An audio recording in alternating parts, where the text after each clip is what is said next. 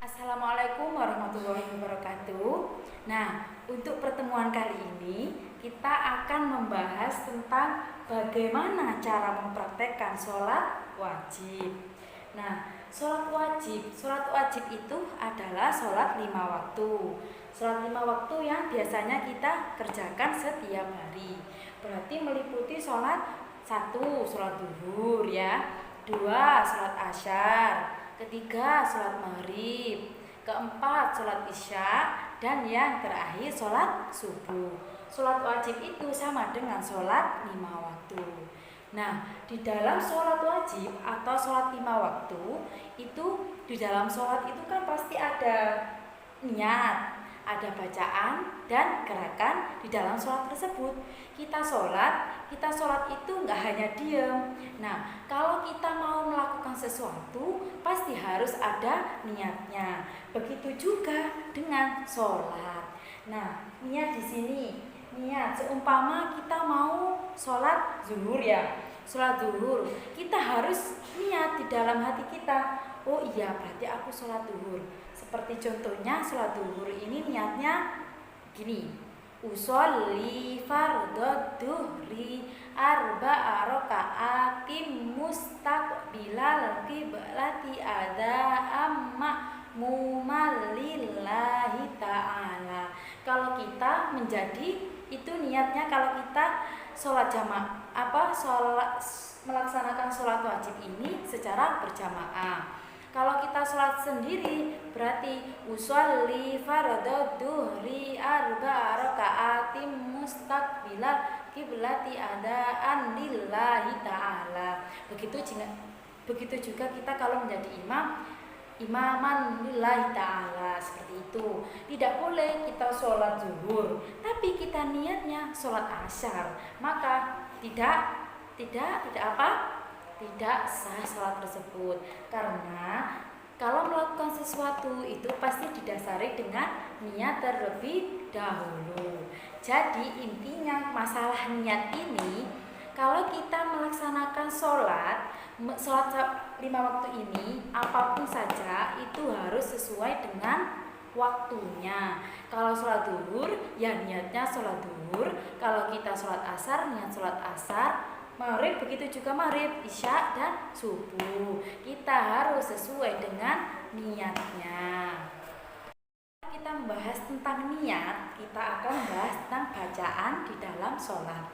Nah, bacaan dalam sholat itu apa? Nah, bacaan di dalam sholat itu ada bacaan takbir, al-fatihah, surat-surat pendek, ruku, i'tidal, sujud, dan seterusnya. Semuanya itu pasti ada bacaannya. Seperti contohnya bacaan takbiratul ihram, yaitu Allahu Akbar. Itu kan termasuk bacaan. Nah, seperti ruku juga ada Subhana rabbiyal azim wa bihamdi, dan seterusnya ya. Nah, setelah niat, bacaan, dan pasti juga ada gerakan. Di dalam sholat kan meliputi ini semuanya, niat, bacaan, dan gerakan. Gerakannya itu apa? Kalau takbir kan pas sudah niat, bacaan disertai dengan gerakan. Seperti contohnya takbiratul ihram. Takbiratul ihram gerakannya seperti apa? Allahu Akbar. Nah, itu kan gerakan disertai dengan bacaan setelah niat tersebut. Jadi kalau mempraktikkan sholat wajib itu harus semuanya ini harus dilaksanakan. Kalau kita sholat tanpa niat tidak sah. Kalau kita dalam sholat tidak ada bacaan, ya nggak mungkin sholat tidak ada bacaan. Kalau tidak ada gerakan dalam sholat, ya tidak mungkin. Karena apa? Karena orang sakit saja, seperti orang yang tidak bisa berdiri, maka sholatnya bisa dengan duduk. Begitu juga kalau sudah sakit, tidak bisa berdiri, tidak bisa duduk, maka sholatnya bisa dengan berbaring. Karena Allah itu meringankan beban umatnya tersebut. Nah, di sini saya sudah menggambarkan bagaimana tata cara sholat, sebagaimana kalau niat itu seperti ini. Niat itu diem, tangannya sejajar dengan bubunya. Sesudah niat kan usolli fardhol subhi rak'ataini mustaqbilal qiblati. Salat sendiri ada lillahi ta'ala. Kalau salat berjamaah makmuman lillahi ta'ala, kalau menjadi imaman lillahi ta'ala. Nah, sesudah niat yaitu kita melaksanakan takbiratul ihram. Allahu akbar. Nah, di sini sudah ada contohnya. Allahu akbar ya. Setelah takbiratul ihram kita membaca doa iftitah, doa iftitah dalam sholat ya. Membaca doa iftitah yaitu membaca Al-Fatihah dan surat-surat dalam Al-Qur'an. Nah, setelah membaca seperti ini, nah gerakannya seperti ini, bacaannya membaca Al-Fatihah dan surat dalam Al-Qur'an. Nah, setelah membaca Al-Fatihah dan surat dalam Al-Qur'an, kita membaca takbir akan ruku. Allahu Akbar. Kan ya? Allahu Akbar. Setelah itu kita ruku, posisi ruku seperti ini. Nah, punggungnya ini sejajar seperti ini. Ini gerakan disertai bacaan ruku. Begitu juga dengan ini dan ini. Ruku yaitu iktidal, posisinya seperti ini. Setelah iktidal yaitu sujud, posisinya seperti ini.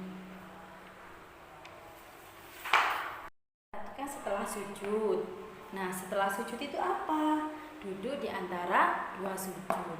Bagaimana posisi duduk di antara dua sujud? Seperti ini. Posisi duduk di antara dua sujud. Nah, setelah duduk di antara dua sujud, yaitu pasti sujud kedua. Habis sujud kedua, kalau waktu posisi tahiyat, ya tahiyat kan ada tahiyat awal, ada tahiyat akhir.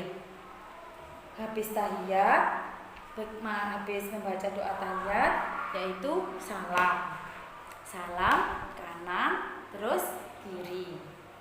Nah, dari materi tadi yang sudah dijelaskan, yakni bagaimana cara mempraktekkan sholat wajib, meliputi sholat wajib itu meliputi 3. Yang pertama niat, yang kedua bacaan, dan yang terakhir gerakan.